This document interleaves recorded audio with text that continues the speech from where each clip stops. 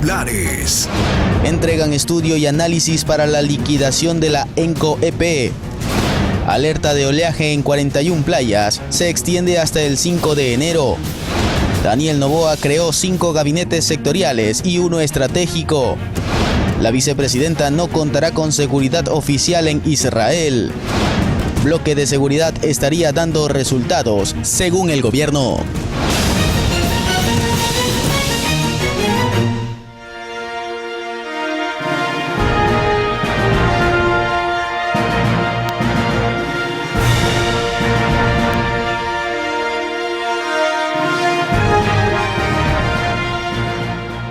Hola, ¿qué tal? Audiencia en todo el país. Saludos cordiales. Bienvenidos a Noticias Oromar. El ministro Roberto Luque aseguró que están gestionando un crédito de $150 millones del Banco Mundial para comprar maquinaria, puentes, baile y ejecutar obras emergentes. Buenos días, con esto damos inicio a Noticias Oromar, primera emisión. La ministra de Energía, Andrea Arrobo, compareció en la Comisión de Desarrollo Económico donde presentó acciones para solventar la crisis energética. Esta sesión se dio con el fin de abocar conocimiento e iniciar el tratamiento del segundo proyecto enviado por el presidente. La Comisión de Desarrollo Económico inició con el tratamiento del proyecto de competitividad energética. Para ello llamó a comparecer a la ministra de Energía, Andrea Arrobo, quien indicó que en sus 30 días en el ministerio, cada vez se encuentran con más elementos que han sido complicados en este sector. Un contrato con la empresa eléctrica Quito que se declaró desierto, que finalmente no fue ejecutado. Un contrato lleno de irregularidades con Energiquil por 192 megavatios, que además está en este momento en proceso de fiscalización, de control por parte de la Contraloría y que no tuvo la nueva generación de electricidad y además un parque térmico con indisponibilidad de 437 megavatios. Estos racionamientos, que además se los hicieron sin planificación, ponen en riesgo el sistema eléctrico. La crisis es estructural, la crisis viene de falta de decisiones tomadas desde años anteriores, pero no podemos dejar de tomar estas decisiones porque los proyectos energéticos son una infraestructura que toma mucho tiempo en ser implementada. En su comparecencia, la ministra informó que dentro de las acciones que han realizado para solventar la crisis energética está la negociación con Colombia, la campaña de ahorro energético, la convocatoria para suministro de energía, manejo de embalses y apoyo del sector industrial. También se refirió al objetivo del proyecto de ley. Muchos de los sectores están esperando este momento para poder hacer una descarga al Sistema Nacional Interconectado y que tanto las industrias como los comercios puedan ser competitivos a nivel internacional.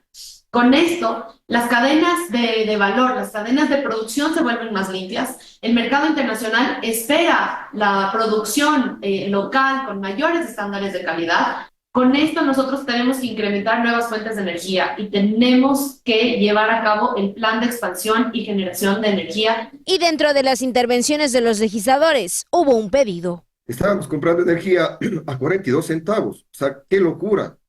Y es por la ineficiencia en el proceso de negociación. O sea, en definitiva, estábamos perdiendo a gran escala y generando un mayor gasto, y hoy entendemos por qué las arcas fiscales inclusive se quedaron desfinanciadas, porque en definitiva cometieron una irresponsabilidad, y ahí le comprometo, señora ministra, hay que fiscalizar, los responsables tienen que irse presos. Además, la funcionaria aseguró que con la ley energética no subirán los precios de las planillas en 2024. Por otra parte, la deuda total a las empresas eléctricas asciende a $519 millones y con la aplicación de la condonación el Estado podría contar con esos recursos, aunque los intereses que se perdonarían llegarían a $78,96 millones. Ana Vélez, Noticias Oromar. El asambleísta José Luis Vallejo presentó en gestión documental de la Asamblea Nacional 5 proyectos de ley, entre ellos el proyecto de ley ambiental, huella ambiental, reforma a la ley de transporte terrestre, el descongelamiento de beneficios por jubilación, reformas a la educación superior, cogobierno y equidad, y por último, justicia e igualdad en gestión gubernamental. Vallejo mencionó que estas iniciativas fueron trabajadas con aportes de diferentes sectores de la sociedad en beneficio de la ciudadanía.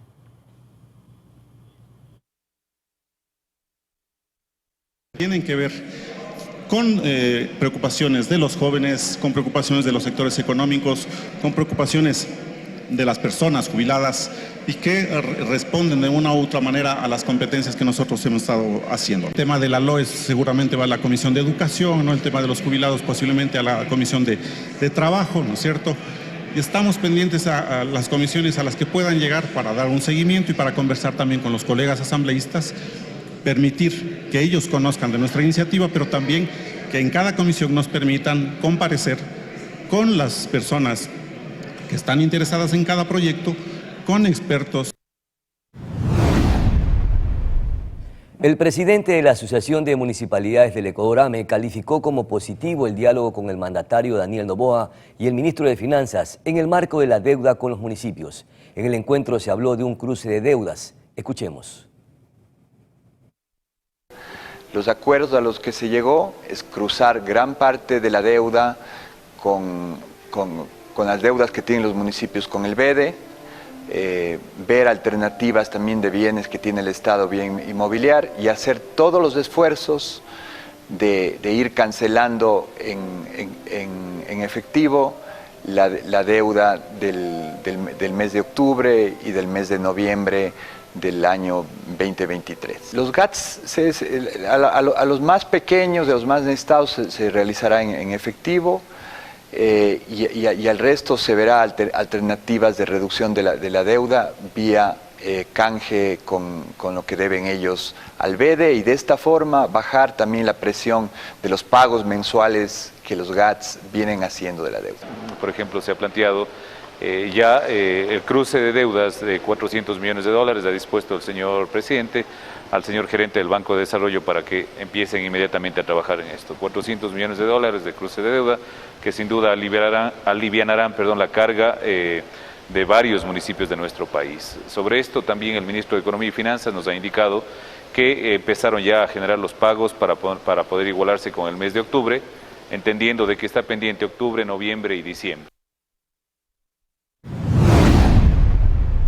Con la suscripción del decreto ejecutivo número 91 el día de ayer, el presidente Daniel Noboa creó un gabinete estratégico y 5 gabinetes sectoriales para el funcionamiento de su equipo de gobierno.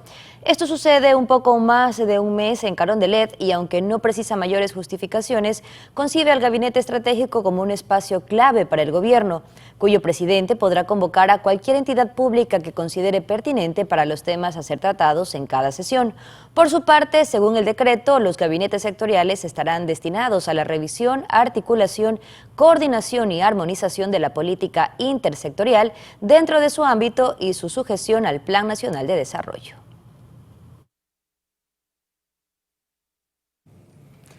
Por otra parte, el presidente de la República firmó este martes 26 de diciembre un decreto en donde dispuso seguridad a la Casa Militar para él, su esposa y sus familiares. En el caso de la vicepresidenta Verónica Abad, su cónyuge y familiares, Noboa decidió que la seguridad aplique solo para cuando estén en el país, es decir, no tendrá protección en Israel, donde se encuentra desde el 8 de diciembre como embajadora de Ecuador. También la seguridad oficial aplicará para el secretario general de la Administración y para el gabinete presidencial.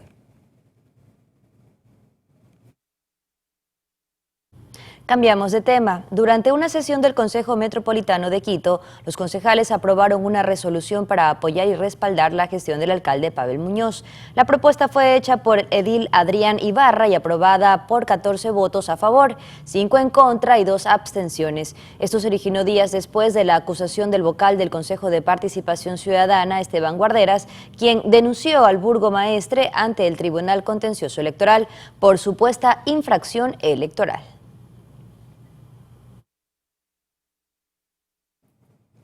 Y ahora les contamos que la Red Latinoamericana de Transparencia Legislativa presentó un informe donde Ecuador aparece con menos de 50 sobre un puntaje de 100. 42,51% Ecuador obtuvo en el Índice Latinoamericano de Transparencia Legislativa.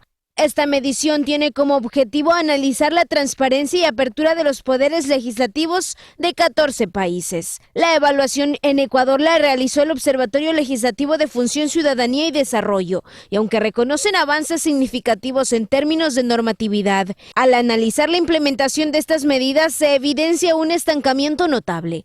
El legislativo ecuatoriano refleja deficiencias en la transparencia de la gestión de comisiones y órganos de decisión. En la participación ciudadana se observa ausencia de un plan de acción para el Parlamento abierto. También se constató la ausencia de concursos públicos para la contratación de personal, la falta de regulación en la declaración y transparencia de intereses de los y las asambleístas, funcionarios, funcionarias, cónyuges y familiares directos. La Red Latinoamericana de Transparencia Legislativa aplicó esta medición en Argentina, Bolivia, Chile, Colombia, Costa Rica, Ecuador, Guatemala, Honduras, México, Panamá, Paraguay, Perú, República Dominicana y Uruguay. Además, fue realizado por 22 organizaciones de la sociedad civil que evalúan las dimensiones de normatividad, labor del Parlamento, presupuesto y gestión administrativa y participación ciudadana. El promedio regional ha aumentado levemente. En 2020 alcanzó el 39,6%, en 2023 el 42,1%, por lo que 10 países no superaron el 50%. Anaí Vélez, Noticias Oromar. De 2018 a junio de 2023 se han presentado más de 50.000 denuncias de abuso o acoso sexual contra niños y adolescentes. Así lo informó este 26 de diciembre el defensor del pueblo, César Córdoba. Estadísticas de violencia sexual en contra de niños, niñas y adolescentes. Es alarmante el número de adolescentes, niños que han sufrido este tipo de actos de acoso, de violación. 52.051 niños han sido abusados, acosados. Estos son los denunciados. Y los que no se denuncian. Acciones luego de conocerse estas cifras alarmantes. Nosotros el día de hoy enviaremos este informe al Ejecutivo, este informe a la Asamblea Nacional, a los distintos estamentos que tienen que ver con esta problemática, a fin de que se tomen los correctivos necesarios, se impulse desde el Gobierno Nacional la política pública, se defina quién es el ente rector, al Congreso Nacional que sigue al caso Ampetra, que siga alimentándose. Y desde la Defensoría, el caso no se ha cerrado, sigue abierto. La herida sigue abierta. Solicitud de la Defensoría a otras instituciones. Solicitamos a la Fiscalía y al Consejo de la Judicatura que unifiquen sus sistemas. La Fiscalía lleva adelante 52.000. El Consejo de la Judicatura 9.000. O sea, la cifra está totalmente distorsionada cuando ellos mantienen un mismo sistema. Tener todos los equipos técnicos necesarios a fin de poder llevar adelante estos procesos de investigación en favor de los niños, a que se esclarezca la realidad de los hechos. Dar y dotar de los presupuestos necesarios, que el Consejo de la Judicatura dote a la Fiscalía los presupuestos necesarios a fin de tener activas las cámaras GESEL, de tener activos psiquiatras, psicólogos, elementos de contención no solo para los niños violentados, sino para su entorno familiar. Que se lleven adelante las mesas de trabajo interinstitucionales a fin de que se pueda atender de mejor manera a todos estos problemas de niñez y adolescencia, para lo cual se destinarán los recursos necesarios, económicos necesarios, y que el Estado ecuatoriano debe contar con una mesa general de inversión en política pública para temas de niñez y adolescencia, recordando que somos el país de América que menos inversión tiene en favor de la niñez y adolescencia. Amigos televidentes, es momento de una pausa comercial. Ya regresamos con más información de su interés. Y hoy se definirá en una audiencia la prelibertad del ex vicepresidente de la República, Jorge Glass, sobre este tema y sobre el pedido de asilo diplomático ante las autoridades de México. Estaremos conversando con el doctor Mauro Andino, académico y analista. Más adelante, después de la pausa publicitaria. Ya volvemos.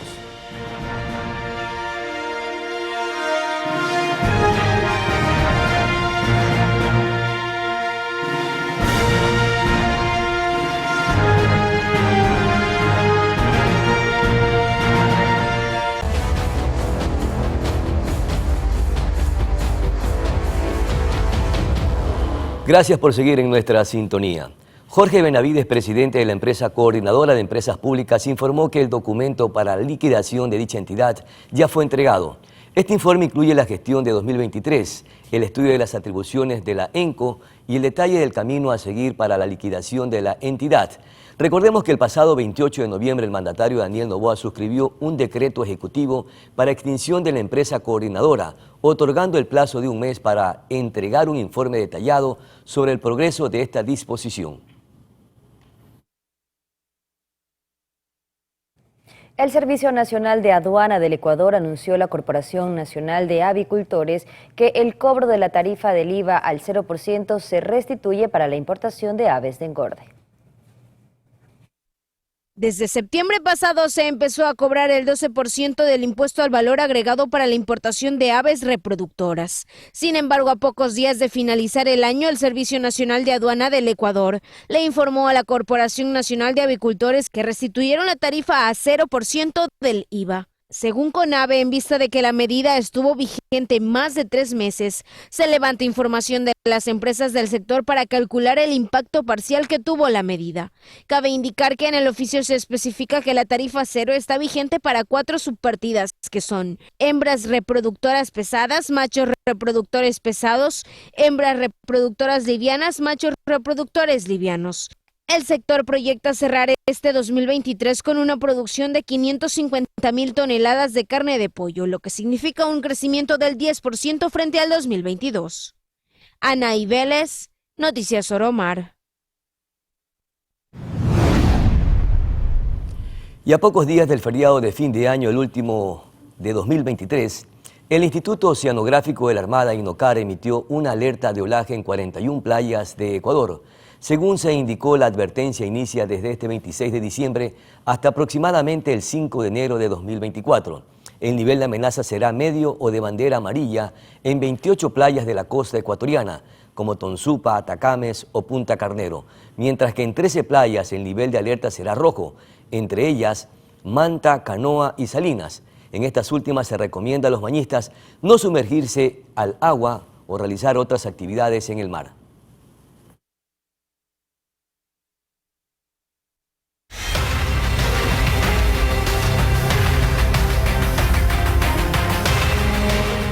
Y un nuevo crimen se registró la tarde y noche de este martes 26 de diciembre en la capital manabita. Un hombre que se movilizaba por la vía Puerto Viejo-Santa Ana fue asesinado de varios disparos cerca del ingreso al reasentamiento El Guavito.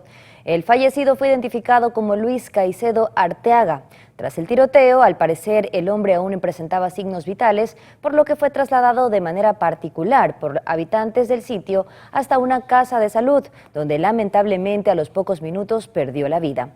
Hasta el lugar de los hechos llegaron agentes de la Policía Nacional, así como de Criminalística y la DINASED para recabar los indicios y las evidencias que quedaron en la zona del ataque mortal.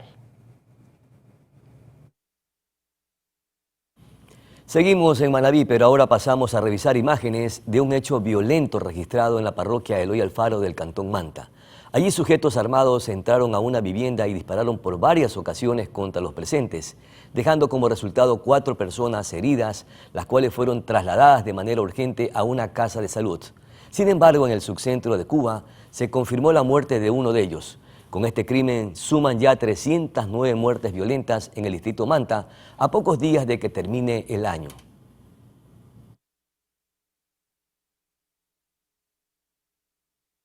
Y ante esta situación, el municipio del Cantón Sucre, en la provincia de Manabí, informó mediante un comunicado que durante la reunión de la Mesa de Seguridad efectuada el día de ayer, se acordó suspender las actividades programadas para las festividades de fin de año.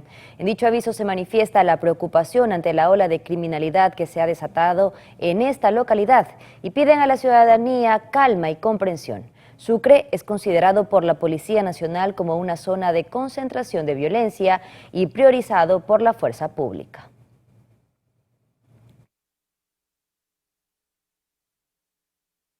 Y en Guayaquil, un joven de 21 años murió por una explosión aparentemente causada mientras elaboraba camaretas en el interior de su vivienda. Una gran cantidad de camaretas habían sido fabricadas en el interior de una casa en Socio Vivienda 2. Alguna mala manipulación de los materiales provocó una explosión y una vivienda quedó destruida en un 90%, mientras otras 5 gravemente afectadas. Es un dormitorio, ahí está aquí la cama que se desbarató, se estaba lleno repleto anoche, la cama ahí tuvo que desbaratarse.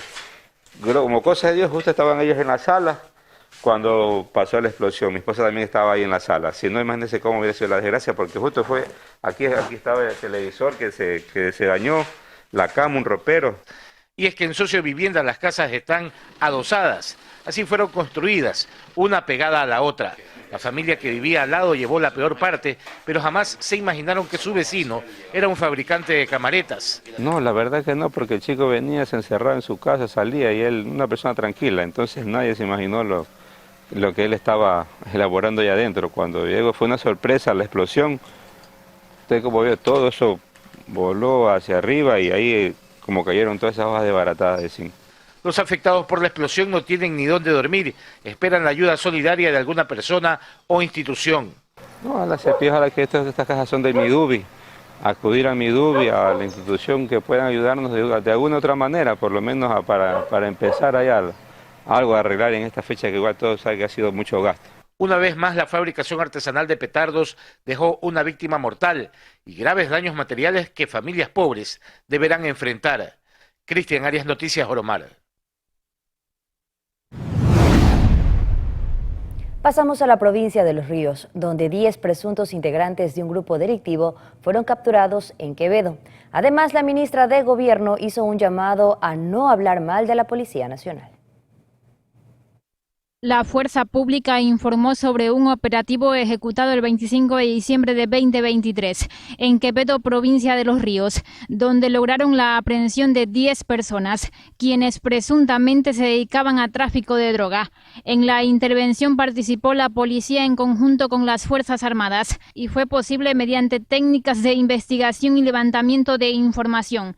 Además, las acciones forman parte del bloque de seguridad, una estrategia para enfrentar la inseguridad y el crimen organizado que arrancó a finales de noviembre de 2023. Afortunadamente, el bloque de seguridad que se ha armado conjuntamente con las Fuerzas Armadas ha dado un resultado positivo. Policía Nacional y Fuerzas Armadas articulando a favor de los ecuatorianos. Estamos bien por ahí. Es importante el apoyo de todos. Yo insisto mucho en esto porque es importante el llamado ciudadano a apoyar todos y quiero hacer un llamado especial a apoyar a la Policía Nacional. Ya basta de que nosotros hablemos mal de la Policía Nacional. Es nuestra Policía Nacional y doy un voto de aplauso porque se está autodepurando, porque ha dado pasos importantísimos hacia una nueva versión y visión de la Policía Nacional como aliada del ciudadano y en el combate activo contra la delincuencia. Regresando al caso de Quevedo, dicho operativo se realizó específicamente en el sector 23 de marzo de la parroquia San Carlos, logrando detener a los 10 sospechosos en flagrancia, que de acuerdo a la policía forman parte de un grupo delictivo organizado. Entre los indicios hay dosis de cocaína, marihuana y heroína, así como dinero, teléfonos celulares y armas de fuego. Belén Mendoza, Noticias Oromar. En otro contexto, el municipio de Guayaquil socializó el proyecto de ordenanza que regula la ocupación del espacio público mediante la instalación de elementos de seguridad en la urbe porteña. La jornada se realizó en el Salón Pedro Carbo de la Biblioteca Municipal y reunió a representantes de los sectores de Kennedy, Bellavista, Samanes, Sauces, entre otros. En el evento se expuso el contenido de la norma que prevé regular la instalación y los elementos de seguridad existentes como portones de metal, cerramientos y demás mecanismos de protección implementados por la ciudadanía. Este proyecto de ordenanza será elevado a 2 debates ante el Consejo Municipal y luego de su aprobación se publicará en la Gaceta Oficial y entraría en vigencia en 2024.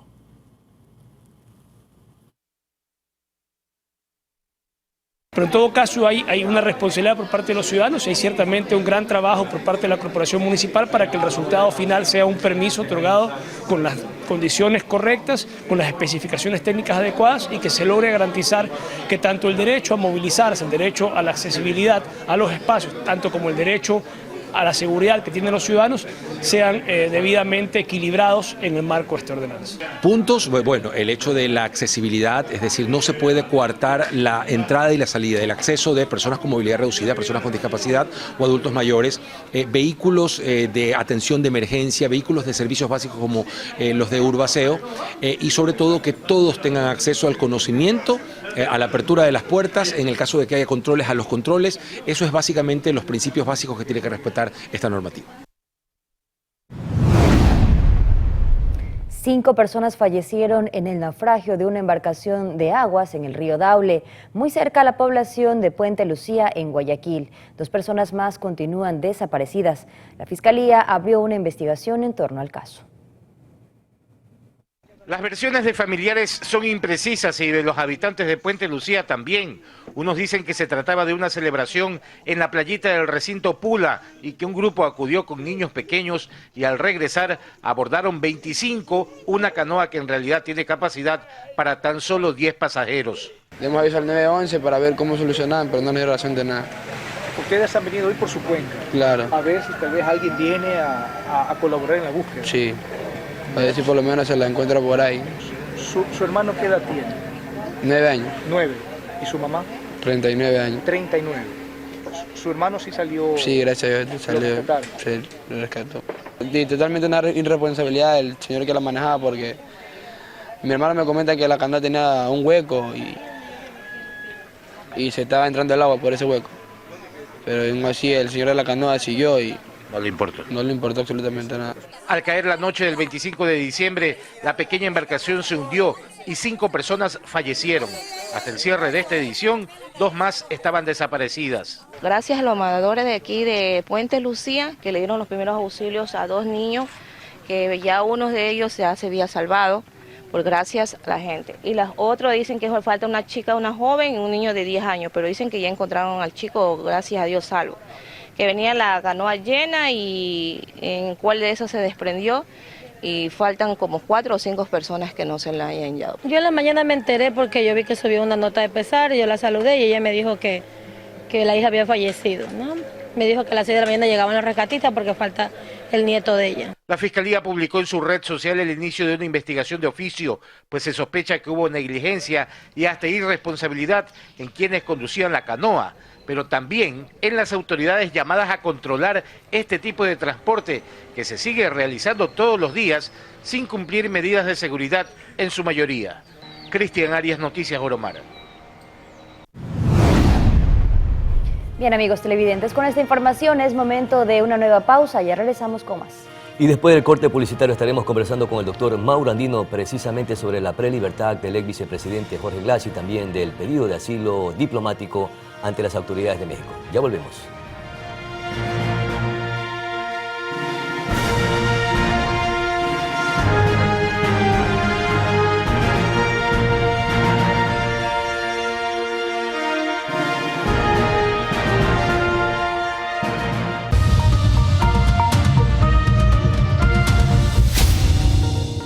Y a esta hora de la mañana vamos a conversar con el doctor Mauro Andino. Él es académico y también analista de temas constitucionales, legales en nuestro país. Muchas gracias por atender esta conversación, doctor Andino.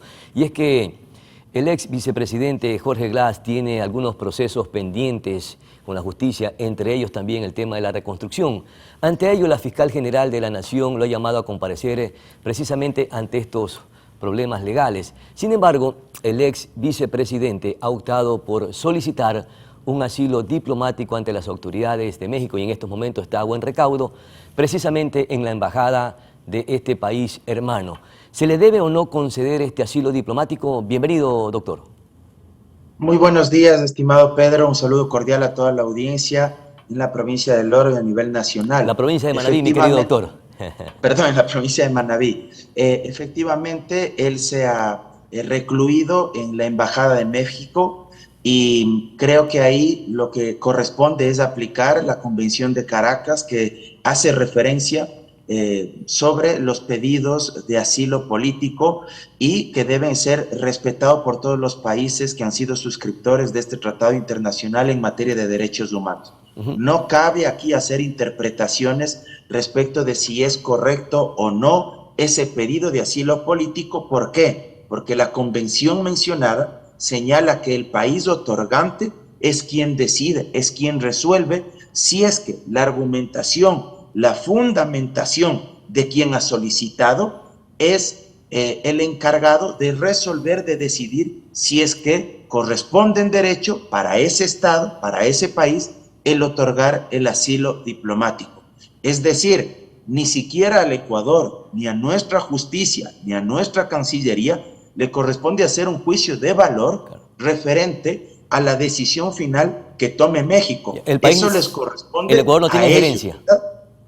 El Ecuador no tiene Exactamente. injerencia. Pero ¿qué dice en la convención que usted acaba de mencionar? Dice, de acuerdo a la Convención de Asilo Diplomático de Caracas, establece que no es lícito conceder asilo a individuos procesados por delitos comunes. ¿En este caso los hay, doctor? Mire, aquí también tendríamos que analizar otras variables. El caso por el cual a él ahora se le pretende detener, sin que yo me transforme en abogado de Jorge Glass, porque no me corresponde ni me compete, pero el caso de él, uno bien podría analizarlo con distintas ópticas y desde distintas aristas. ¿Por qué?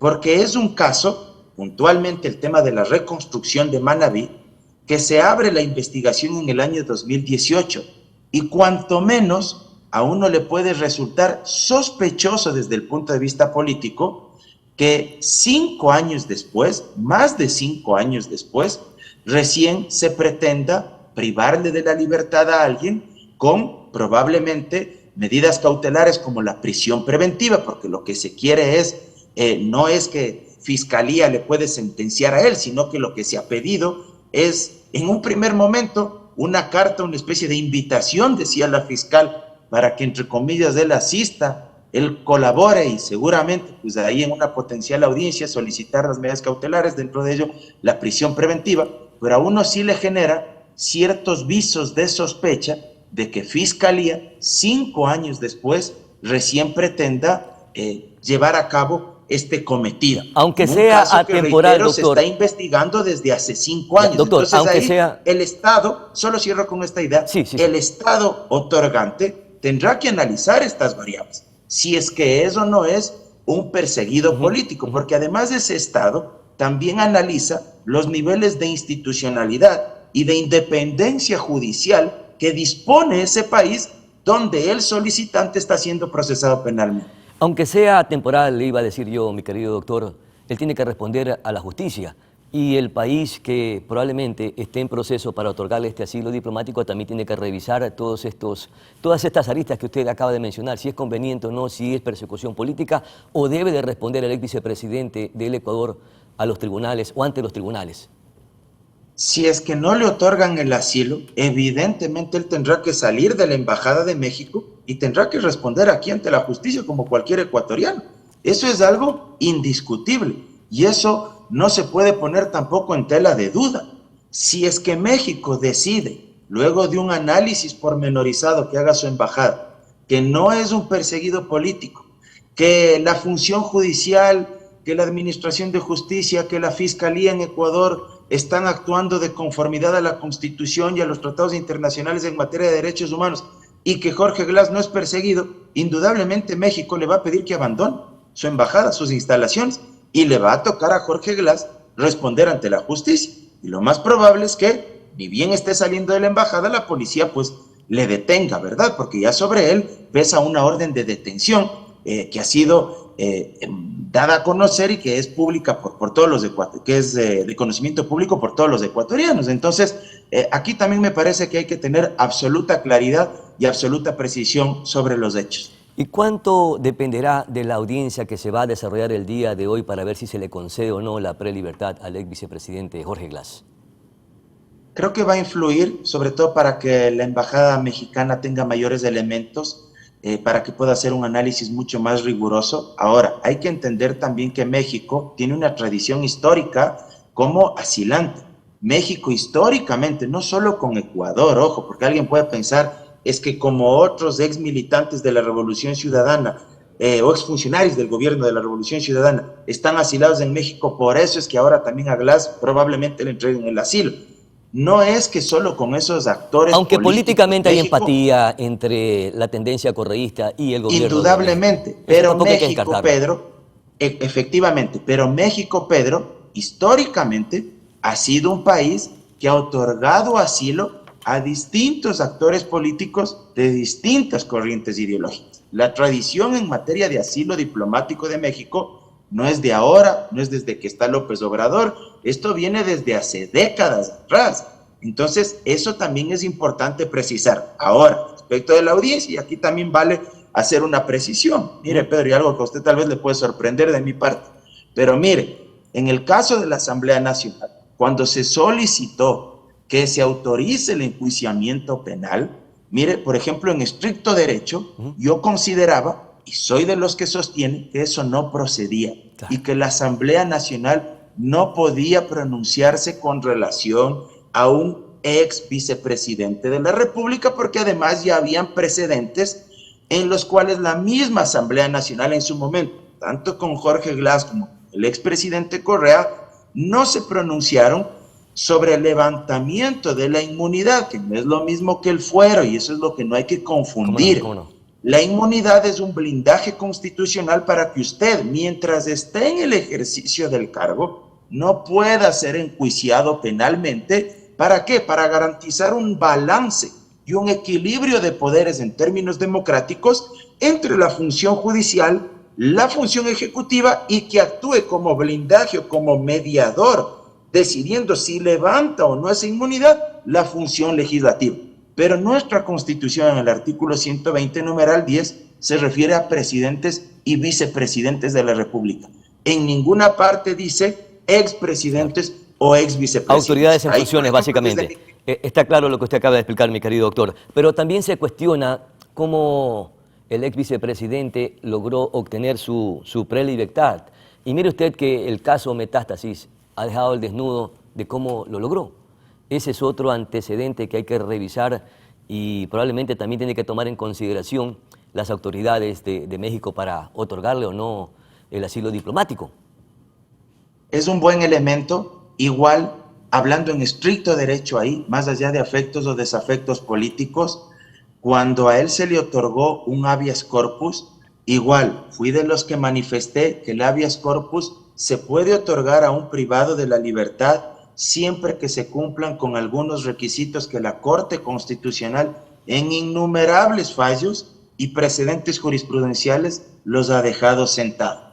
El habeas corpus correctivo, como se lo conoce doctrinariamente, puede ser otorgado a favor, concedido a favor de un privado de la libertad cuando está en serio riesgo su vida, su integridad física, o tiene serios problemas de salud y no puede ser tratado, no puede ser atendido con los médicos o con el personal sanitario que dispone ese centro de rehabilitación social, o cuando es absolutamente necesario, cuando es absolutamente urgente que ese privado de la libertad salga del centro de rehabilitación social para recibir atención médica permanente, porque si no se lo hace, su vida corre serio riesgo. Bueno, si es que esas condiciones se cumplen, un habeas corpus tiene que ser otorgado. Si esas condiciones no se cumplen, un habeas corpus no puede ser otorgado a favor de una persona privada de la libertad.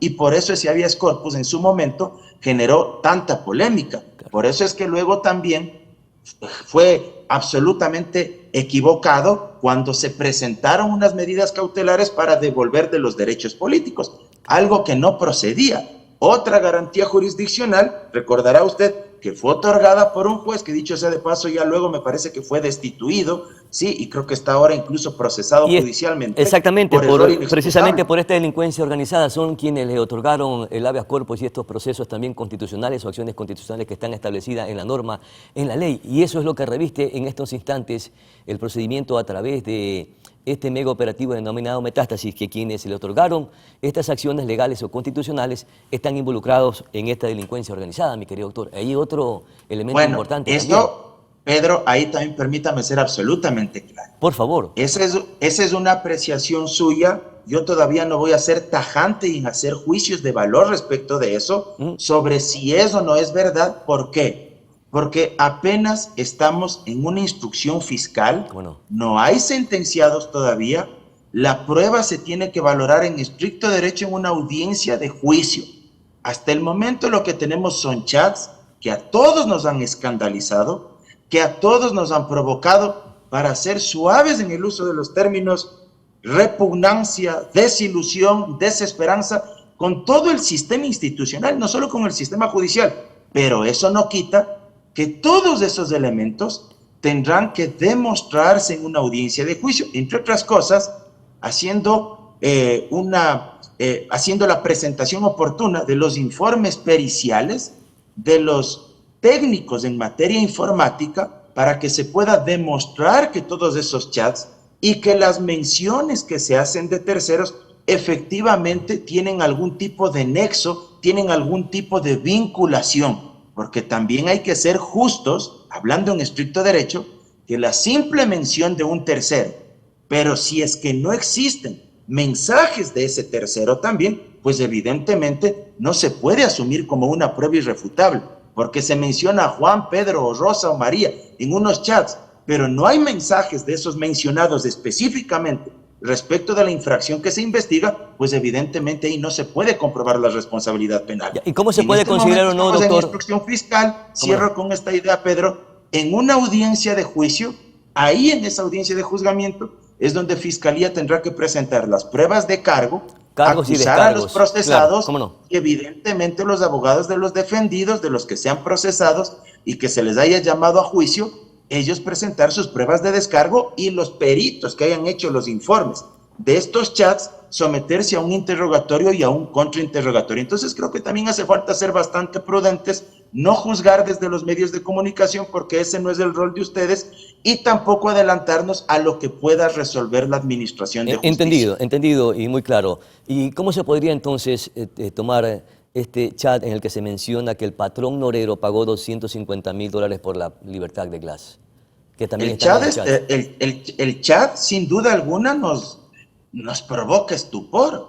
Tiene que investigarse y tendrá que demostrarse esa vinculación dentro del proceso penal. Reitero, yo no tengo por qué defender a Jorge Glass. A mí también me ha provocado escándalo, me provoca vergüenza como ecuatoriano observar toda la descomposición institucional en la que ha caído el país.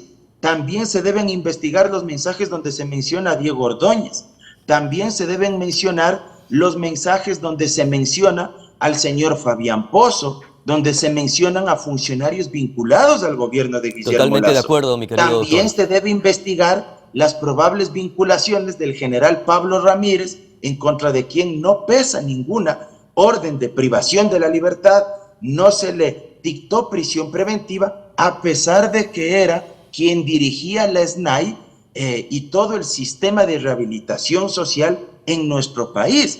Es decir, creo que no podemos únicamente también, y esto es una reflexión ya desde el punto de vista comunicacional y político, no se puede, no se debe únicamente amplificar determinados mensajes en desmedro de otros. Yo creo que Fiscalía debe actuar con absoluta pulcritud y transparencia en este caso y encontrar a todos los responsables, porque no hay que olvidarse también que este es un caso donde existen una serie de actores políticos, mediáticos, militares, policiales involucrados, y por el bien del país esto debe transparentarse. Coincido con usted plenamente en su última parte, mi querido doctor, y muchísimas gracias por estas importantísimas orientaciones que le sirven a todo el país. Vamos a nuestra cortísima pausa publicitaria y regresamos con más información aquí en Noticias Oromar. Volvemos de inmediato.